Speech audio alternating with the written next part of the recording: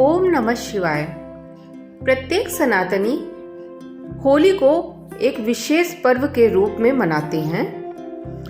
होली बुराई पर अच्छाई की जीत का प्रतीक है।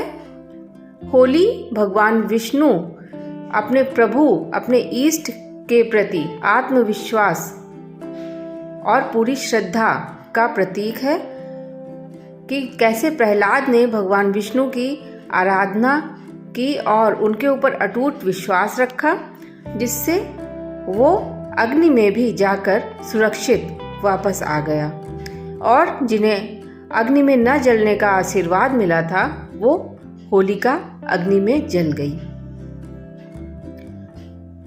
होली का पर्व आते ही सबके मन में हर्षोल्लास छा जाता है।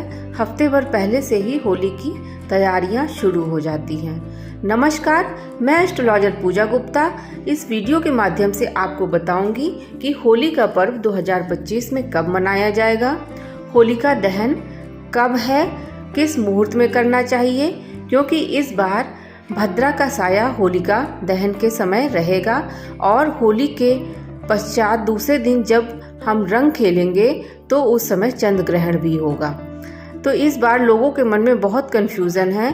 कुछ लोग कह रहे हैं कि भद्रा शुरू होने के समय होलिका दहन करना चाहिए, भद्रा जब पुच्छ काल में हो, भद्रा जब मुख में हो तो होलिका दहन ना करें। इस तरह से बहुत सी भ्रांतियां हैं।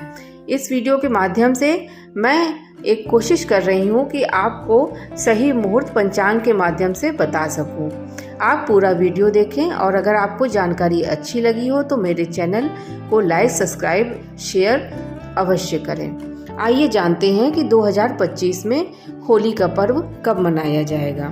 फाल्गुन मास की पूर्णिमा को होलिका का पर्व मनाया जाता है। पंचांग के अनुसार सामान्यतः यदि पूर्णिमा को प्रदोष भद्रा रहित काल में होलिका दहन हो तो चैत्र कृष्ण प्रतिपदा को सभी जगह रंग की होली होती है, परंतु यदि चतुर्दशी युक्त पूर्णिमा को होलिका दहन भद्रोपरांत हो तो ऐसे में शास्त्रीय मत से पूरे भारत में रंग की होली पूर्णिमा को होगी, जो कि इस वर्ष अर्थात 2025 में 14 मार्च को है। इसके अनुसार 13 मार्च को होलिका दहन होगा। होली पंचांग के अनुसार होलिका दहन 13 मार्च को होना निश्चित हुआ है। पूर्णिमा लगते ही भद्रा का साया लग जाएगा, अर्थात भद्रा शुरू हो जाएगी। पूर्णिमा तिथि 13 मार्च को दोपहर 11:07 से शुरू हो जाएगी और 14 मार्च को 12:30 दोपहर तक रहेगी। भद्रा शुरू होने के पश्चात होलिका दहन नहीं करना है। भद्रा के समाप्त होने के पश्चात ही होलिका दहन करना चाहिए। भद्रा की समाप्ति 11:49 रात्रि पर होगी, अतः होलिका दहन भद्रा समाप्ति के पश्चात 13 मार्च 2025 को रात्रि 11:49 के पश्चात ही होलिका दहन का शुभ मुहूर्त है। मैं आपको कुछ उपाय बता रही हूँ, वो भी आप भद्रा के पश्चात ही करेंगे। यही शुभ समय पूर्णिमा का होगा और इस उपाय के लिए भी शुभ समय होगा। आइए जानते हैं ये महत्वपूर्ण उपाय। जिन लोगों को स्वास्थ्य की समस्या है, असाध्य रोगों से पीड़ित हैं, लंबे समय से बीमारी पीछा नहीं छोड़ रही है, दवाइयाँ फ़ायदा नहीं कर रही है, उनको बहुत निगेटिविटी लगती है, तो उनके लिए एक बहुत अच्छा और अचूक उपाय ये है कि आपको कच्चा सूत लेना है। कच्चे सूत में बहुत ताकत होती है, पॉजिटिविटी होती है। यही कच्चा सूत पीपल वृक्ष में भी लपेटा जाता है। तो आपको कच्चे सूत का एक गोला लेना है, 5-10 रुपए का मार्केट में मिल जाएगा आसानी से।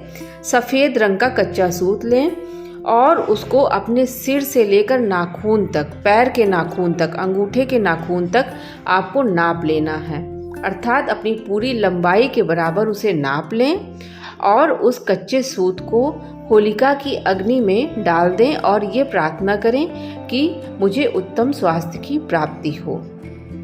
ये उपाय बहुत ही अच्छा और सरल उपाय है और आपको बहुत फायदा करेगा। आप एक बार अवश्य करें इसे। दूसरा उपाय है कि अगर आपको लगता है कि आपके व्यापार में, आपकी फैक्ट्री में, आपके सोर्स ऑफ इनकम में किसी ने नज़र लगा दी है, आपकी दुकान में किसी ने नज़र लगा दी है, प्रतिष्ठान में किसी ने नज़र लगा दी है, व्यापार नहीं चल रहा या फिर अचानक चलता हुआ व्यापार रुक जाता है, तो आपको क्या करना है कि साबुत नमक की 5 डली लेनी है और आटे का चोकर लेना है और पीली सरसों लेनी है और थोड़ा सा भीमसेनी कपूर लेना है। इन सभी को अपने मुट्ठी में रख लें। उसके पश्चात अपने दुकान, प्रतिष्ठान, जहाँ पर भी आपको लगता है कि नज़र लगी हुई है, आप उसको 7 बार घुमाइए। प्रतिष्ठान, दुकान का जो है ताला बंद नहीं होना चाहिए, उसका मेन गेट खुला हो, दुकान खुली हो। उसके पश्चात इसे 7 बार आप एंटी क्लॉकवाइज उतार कर इसे होलिका की अग्नि में डाल दीजिए और प्रार्थना कीजिए कि प्रभु हमारी दुकान में जो भी नज़र दोष हो उसे दूर करिए, जो भी निगेटिविटी हो उसे दूर करिए और धन की आवक बढ़ाइए। हमारी दुकान में पॉजिटिविटी आए और कस्टमर आने लगे और दुकान सरलता से चलने लगे और हमें आर्थिक उन्नति हो। इस प्रकार से प्रार्थना करके आपको ये सभी सामग्री होलिका में डाल देनी है। होलिका की पूजा अवश्य करनी चाहिए। विधि विधान के साथ आपके यहाँ जैसा भी रिवाज हो उस हिसाब से आपको होलिका की पूजा अवश्य करनी चाहिए। आप सभी लोगों को होली के पावन पर्व की हार्दिक शुभकामनाएं। इन्हीं मंगल कामनाओं के साथ मैं एस्ट्रोलॉजर पूजा गुप्ता आपसे विदा लेती हूँ। नमस्कार।